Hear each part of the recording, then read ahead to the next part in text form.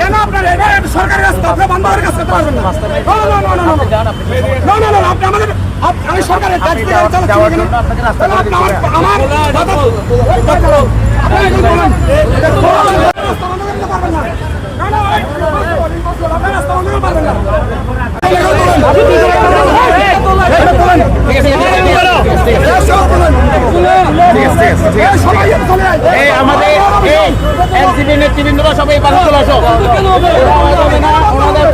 আমাদের জুলাইয়ের গ্রাফিকের উপর ওনারা চলে যাবে। প্রশাসনের